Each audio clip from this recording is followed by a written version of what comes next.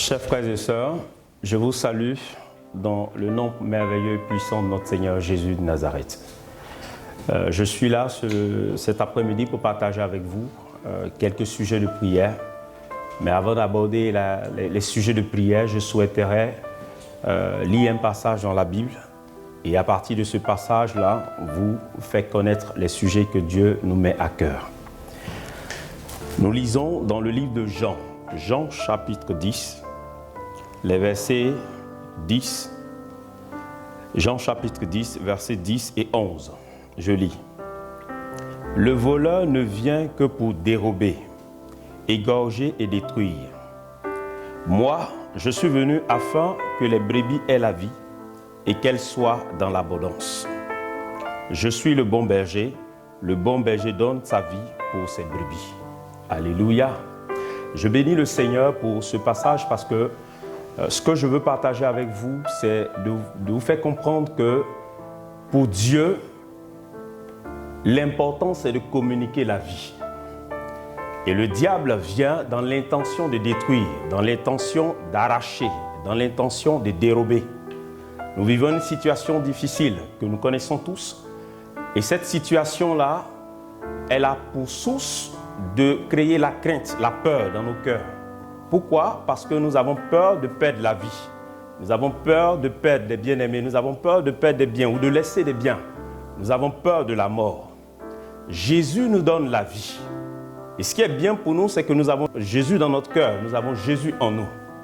Et donc, le fait d'avoir Christ en nous, nous avons la vie en nous. Et ce qui est bien, c'est de comprendre que parce que nous avons la vie en nous, nous ne devrons plus avoir peur, ni de la mort, ni d'une maladie quelconque. Parce que Christ en nous nous donne la vie. Et Christ nous donne cette vie et une vie en abondance. Nous devons donc dépasser totalement cette crise afin de prendre des mesures, afin de prendre la hauteur et de prier. Je veux vous exhorter à vous dépasser vous-même, à prendre la hauteur par rapport à cette crise. C'est vrai qu'il y a des mesures barrières qui sont données, non seulement par le gouvernement et par notre Église, mais ces mesures barrières ne doivent pas freiner notre élan dans la prière, notre encouragement dans l'exhortation, notre encouragement dans la parole de Dieu, notre encouragement à présenter Christ dans tout ce que nous faisons.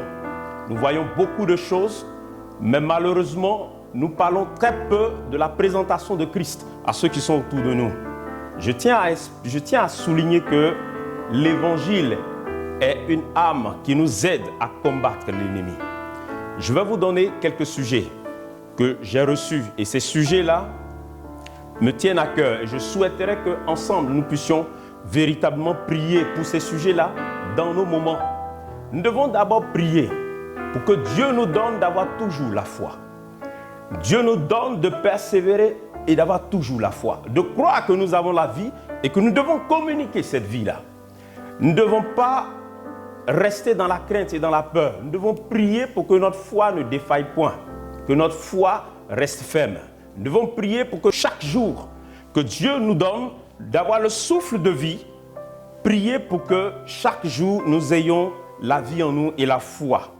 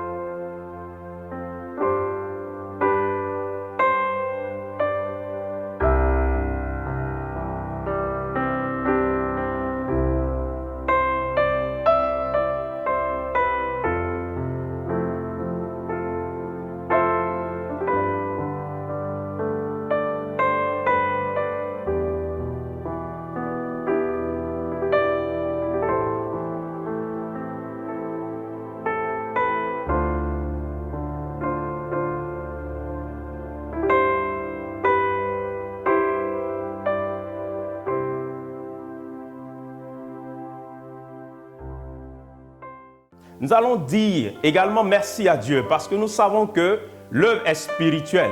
Nous savons également que tout ce que cette maladie présente a un volet spirituel parce que l'intention du diable est de détruire et de tuer. Plus il y a des morts, plus le diable gagne en ce qui concerne l'enfer, en ce qui concerne le fait de faire partie des gens en enfer. Les vies sont perdues. Nous devons prier et prier afin que Dieu, dans sa grâce et sa main qui est déjà en action, prier pour lui dire merci parce que Dieu est déjà en action. Alléluia. Nous devons prier pour la grâce de Dieu. Nous devons prier pour dire merci à Dieu pour sa main en action. Pour les personnes qui sont guéries et pour tous ceux qui sont libérés par sa main qui est en action.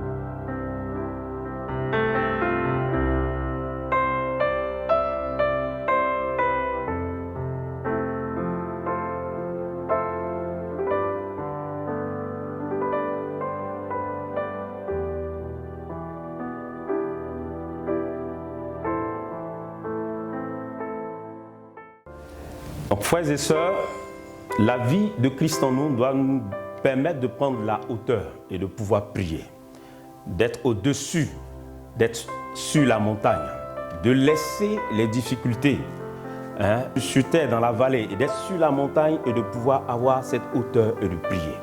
Parce que nous avons la vie de Christ en nous. Nous devons prier pour avoir cette foi. Prions pour garder la foi, qu'elle ne défaille point, qu'elle reste intègre, qu'elle reste ferme.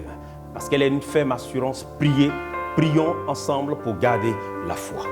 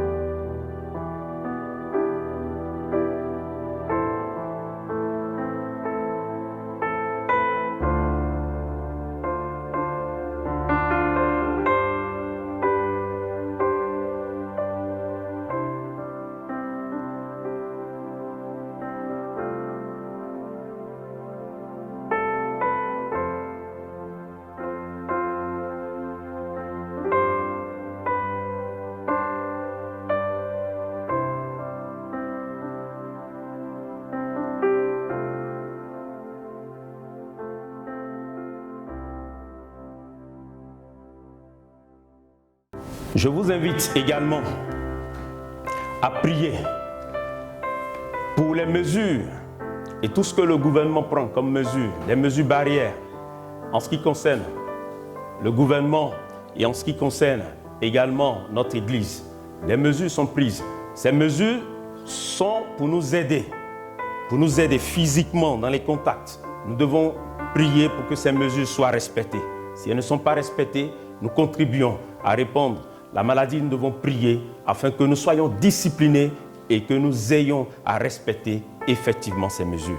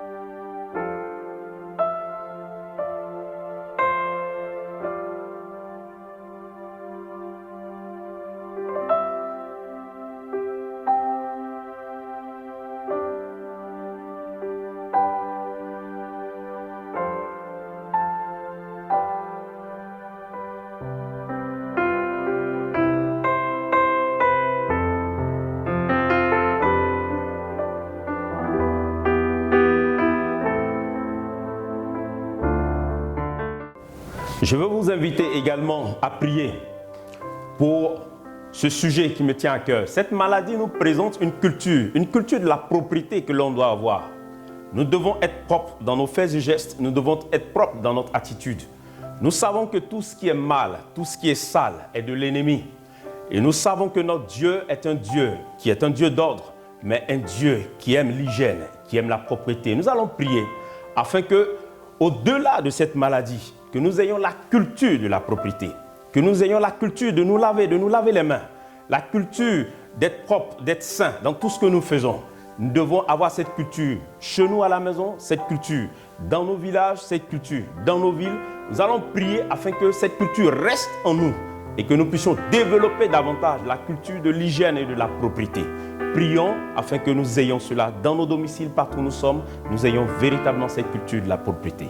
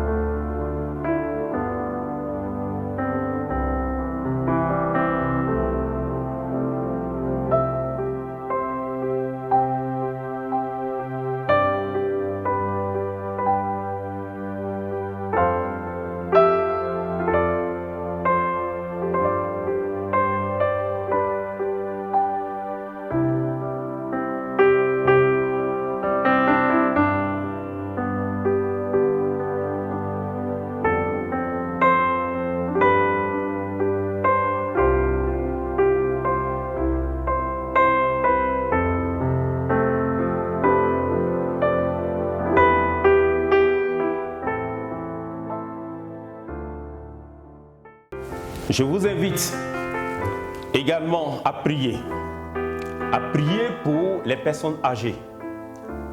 Selon les informations que nous avons sur cette maladie et sur cette pandémie, les personnes âgées ou les personnes qui souffrent déjà d'une maladie sont plus exposées par rapport à cette maladie, à cette pandémie. Nous allons prier pour tous ceux qui déjà sont âgés, qui ont 45 ans et plus, qui souffrent d'une maladie quelconque. Nous allons prier afin que Dieu les préserve. Nous allons prier afin que Dieu les garde et que Dieu les protège. Nous allons prier afin que Dieu garde nos parents, nos aînés que nous avons dans la communauté, nos aînés, nos parents qui sont avec nous au village, partout, que Dieu les garde et les préserve. Prions le Seigneur.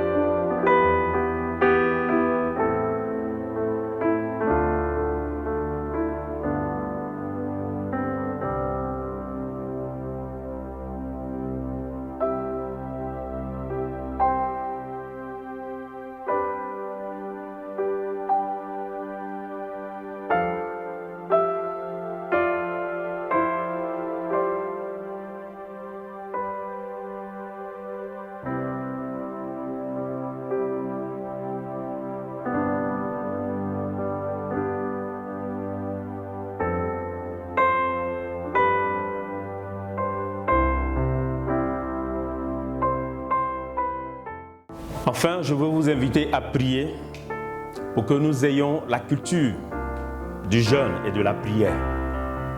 Cette situation nous invite à comprendre que Dieu nous interpelle dans notre conduite de tous les jours.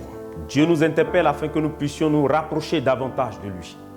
Dieu nous interpelle afin que dans l'isolement, nous soyons plus proches de Dieu. Vous savez, la Bible nous enseigne que pour les bonnes occasions, les bons moments, pour être dans les moments d'intercession, c'est que nous soyons dans notre chambre, que nous soyons retirés, que nous soyons seuls, que nous puissions écarter les choses du monde et les difficultés du monde et ce que le monde présente comme réalité, et que nous soyons en face de notre Dieu. Tout ce qui est confinement, tout ce qui est isolement est favorable à la prière. Quand Jésus priait, il s'isolait. Quand Dieu invite les personnes à prier, il demande que ces personnes s'isolent. Quand Jésus enseigne la prière à ses disciples, il leur demande d'entrer dans la chambre et de fermer la porte. L'isolement nous invite à prier. L'isolement nous invite à être dans l'intercession. Nous devons profiter de cette occasion et des mesures que donne le gouvernement et l'Église pour que nous puissions davantage prier et davantage nous retirer. L'occasion est favorable pour que nous prions pour nous-mêmes, nos familles, que nos familles soient gardées et protégées, que nous prions pour notre Église, pour ne pas que notre Église souffre de ces difficultés que présente la situation de crise, que nous puissions prier pour notre nation et notre pays, que Dieu épargne notre pays de cette situation de crise. Je vous invite également à prier le Seigneur.